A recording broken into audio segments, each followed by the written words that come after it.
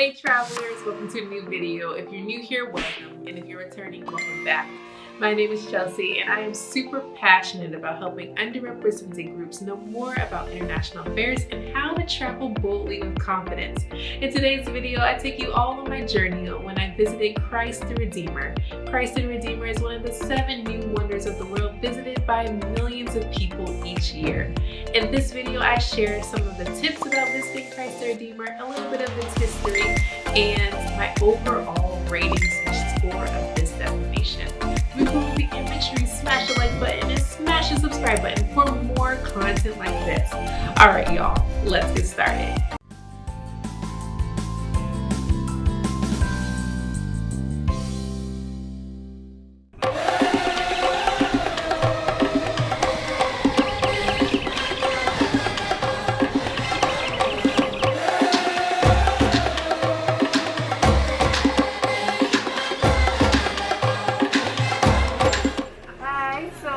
About to board and go up to see Christ the Redeemer. Just bought the tickets and I'm really excited to go up there.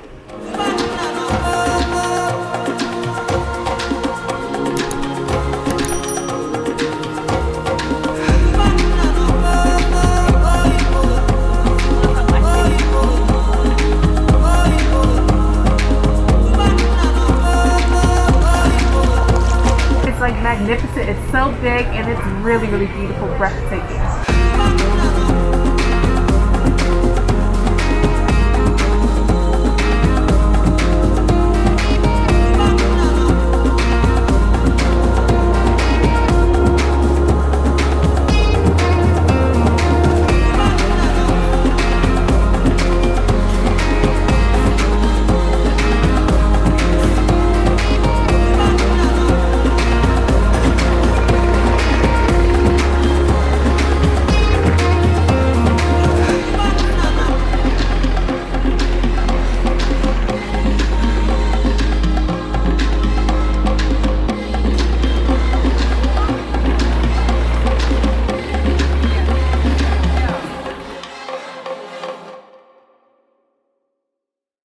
If you are coming to Brazil, specifically to Rio De Janeiro, you gotta see Christ the Redeemer.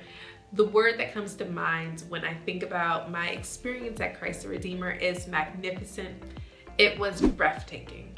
The first tip that I want to share with you all: visit Christ the Redeemer on an off-peak time, meaning there's not a holiday and it's not a weekend, for example. If you can visit it during the week, that would be great. The earlier in the morning, the better, because even though I went during quote-unquote an off-peak time, there was still quite a sizable crowd, and I went early in the morning, but I can't even imagine going later on in the day or on a day where there's a holiday, because it's just take that the crowd that I saw and multiply it times 3. So how did I get to Christ the Redeemer? Essentially, I took it from Copacabana Beach and I rode it all the way up to the customer service area at the Christ the Redeemer statue. When I got out the car, one of the first things I noticed was the information center. And the information center is catered to people from all over the world. If you speak Portuguese, that's great, but if you don't speak Portuguese, there may be someone there to answer your question. They definitely have English and they have a wide variety of languages. When I got to the information booth, one of my main questions was, where do I buy tickets? Because I did not buy tickets prior to coming to Christ the Redeemer and I wasn't on a tour. And so one of the customer representatives, and they were super friendly by the way, they took me to the ticket kiosk. And again, one of the things that I noticed was that this is very internationally catered. I saw flags of different countries, from different countries all over the world. So one thing that I was pleasantly surprised to see when I was at the ticket kiosk was that there is a way to get from the Christ the Redeemer tourist attraction. They do a really, really good job and provide vans. Of course, you have to pay, but the van will either drop you off near the beach area by Copacabana Beach at the time when I went there, or in more of the Lapa area. And so That was one of the questions that I had prior to going up to Christ the Redeemer, was how was I going to get back? Because at the time my cell phone didn't have a lot of data, it wasn't connected to the internet. I was wondering if there would be taxis there, and I was able to get back to where I needed to go. So when the shuttle took us to the base of Christ the Redeemer, one of the first things that stuck out to me was that there are a lot of steps. And it didn't become apparent until actually when I was leaving Christ the Redeemer that I noticed the elevator to the side. So if you're visiting Christ the Redeemer, be sure to ask where the elevators are if you need to use them. One thing to take into consideration is to make sure you look at the weather before you visit the Christ the Redeemer statue. The day I went, there weren't any clouds in the sky. The weather forecast looked pretty good. However, the moment I finished taking pictures at Christ the Redeemer, I noticed that you couldn't even see. The visibility was, you just couldn't see.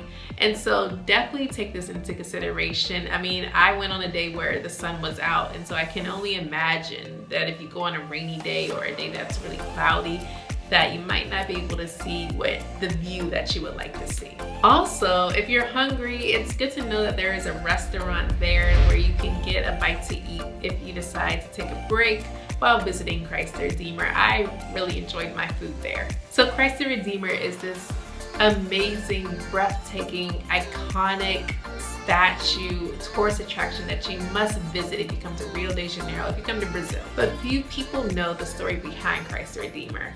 And so the story essentially begins in the 1850s when the first proposal of Christ the Redeemer comes up. It's a way to honor Princess Isabel, but the project never goes through. It never received the funding that it needed to receive. It never goes through because Brazil became a republic. It got independence in 1889. Fast forward to the 1920s, there was this sense that godlessness was happening throughout Brazilian society, was happening throughout Rio de Janeiro. And so Christ the Redeemer, the proposal number 2, came back up. Brazilian Catholics funded this initiative because it was a way to bring the Christian faith back into society, and they wanted to build a big statue of Christ so that it could be seen anywhere in Rio. And this was thought to rein back in and increase Christian faith in society. And so there was this competition about how to design Christ the Redeemer, and Hector da Silva, he won. He was a Brazilian engineer and he won the competition. Now originally Hector da Silva thought that Christ the Redeemer should have a cross in one hand and a globe in another hand. But due to technicalities, this wasn't exactly feasible, and he collaborated with other sculptors and other people to carry it into the Art Deco design that we see today. And he collaborated with people such as Paul Lewandowski, Carlos Oswald, for example.